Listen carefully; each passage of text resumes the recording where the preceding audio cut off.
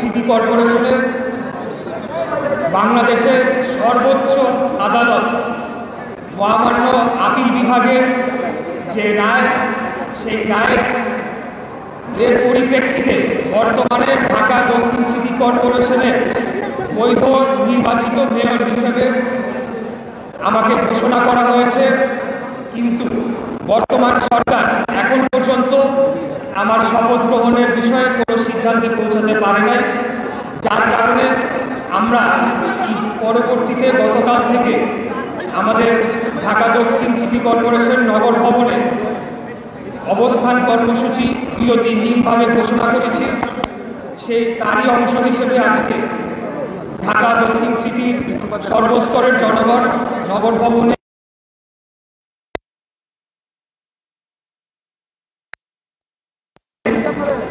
এই দীর্ঘদিন এই আন্দোলন চলার ফলে বিভিন্ন ধরনের যে নাগরিক সেবা, সেই বিষয়গুলো আমাদেরকে মাথায় রাখতে হচ্ছে। আপনাদেরকে একটু তথ্য দিতে চাই যে এই আন্দোলনের শুরু থেকে সমস্ত জরুরি সেবা কিন্তু চলমান ছিল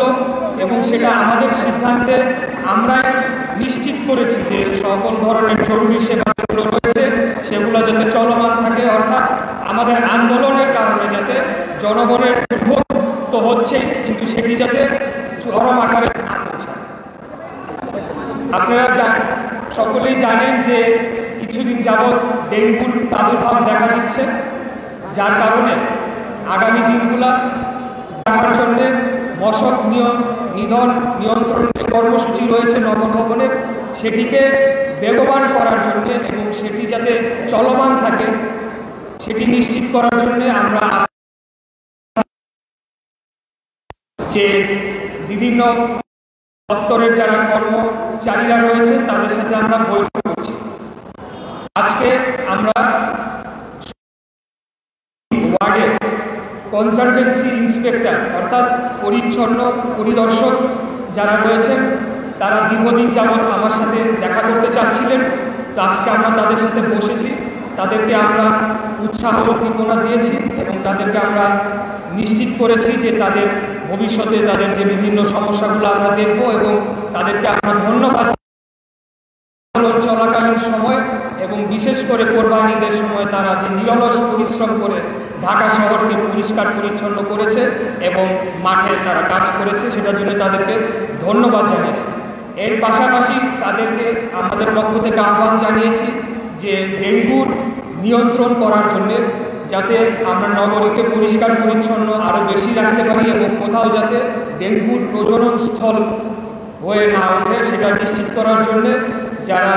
মশক নিধনের সাথে যুক্ত রয়েছেন তাদের সাথে পাশাপাশি যাতে তারাও কাজ করে যায় এবং কোথাও যাতে পানি জমে থাকার ফলে এডিস মশার যে প্রজনন সেটি যাতে না ঘটে সেটি নিশ্চিত করার জন্য তাদেরকে আমরা দিক নির্দেশনামূলক বক্তব্য দিয়েছি। আগামীকালকে আমরা 70টির অধিক ওয়ার্ড সচিবের সাথে আমাদের দেখা করার কথা রয়েছে। আমরা গতকালকে বলেছিলাম যে দৈনন্দিন যে সেবাগুলো রয়েছে সেগুলোকে আমরা পুনরায় চালু করতে চাচ্ছি, কিন্তু আমাদের আন্দোলন চলমান থাকবে। তো এটিকে আমরা এভাবে করব যে প্রত্যেকটি ওয়ার্ডের যারা ওয়ার্ড সচিবরা রয়েছেন সেখানে ওয়ার্ড কমিশনের কার্যালয় রয়েছে, সেই কার্যালয়গুলোতে জন্ম নিবন্ধন, মৃত্যু সার্টিফিকেট, ওয়ারিশ সার্টিফিকেট, নাগরিক সার্টিফিকেট এই আবেদনগুলো ওয়ার্ড কার্যালয়ে ওয়ার্ড সচিবদের মাধ্যমে জমা নেওয়া হবে এবং পরবর্তীতে সেগুলোকে প্রক্রিয়া করে তাদেরকে দেওয়া হবে, যাতে করে আমাদের এই আন্দোলন চলাকালীন অবস্থায় দুর্ভোগ বা তাদের যে অসুবিধা সেটিকে যাতে আমরা কমিয়ে আনতে পারি, সর্বোচ্চ কম পর্যায়ে রাখতে পারি, সেটি হচ্ছে আমাদের উদ্দেশ্য। আগামী পরশুদিন আমরা এখানে স্বাস্থ্য বিভাগ যে রয়েছে নগর ভবনে, সেই স্বাস্থ্য বিভাগের সকল পর্যায়ের কর্মকর্তা এবং কর্মচারীবৃন্দদের সাথে আমরা বৈঠক করব এবং মশক সুপারভাইজার সহ, যাতে করে এই যে ডেঙ্গুর বিষয়টি আমরা যেটা বারে বারে উত্থাপন করছি আপনাদের সামনে সেটিকে যাতে আমরা কঠোরভাবে নিয়ন্ত্রণ করতে পারি। এর পাশাপাশি আমরা প্রত্যেকটি ওয়ার্ডে মনিটরিং কমিটি গঠন করব এবং এই মনিটরিং কমিটি এটি হচ্ছে আজকে আমাদের আজকে পর্যন্ত আমাদের যে কার্যক্রম, সেই বিষয়গুলো আপনাদেরকে অবহিত করার জন্য আজকে এই প্রেস কনফারেন্স আহ্বান করেছি। তা আমাদের বক্তব্য এখানেই শেষ। আর আপনাদের মাধ্যমে আমরা সরকারকে আবারও আহ্বান জানাতে চাই যে তারা যাতে আর জনদুর্ভোগ না বাড়িয়ে আর কালক্ষেপণ না করে, আর একটা মিনিটও যাতে তারা কালক্ষেপণ না করে, দ্রুততম সময় যাতে বাংলাদেশের সর্বোচ্চ আদালত মহামান্য আপিল বিভাগের রায়ের পরিপ্রেক্ষিতে আমাকে যে মেয়র হিসেবে নির্বাচন কমিশন কর্তৃক গ্যাজেট প্রকাশ করা হয়েছে, সেটির আলোকে যাতে দ্রুততম সময়ে শপথ গ্রহণের অনুষ্ঠানটি সম্পন্ন করতে পারে এবং নগরবাসীর যে দুর্ভোগ, যে দীর্ঘদিন যাবৎ যে নগর ভবন একটি অচল অবস্থার মধ্যে রয়েছে, এখানে আরও কিছু সেবা রয়েছে যেগুলোকে এখনও এই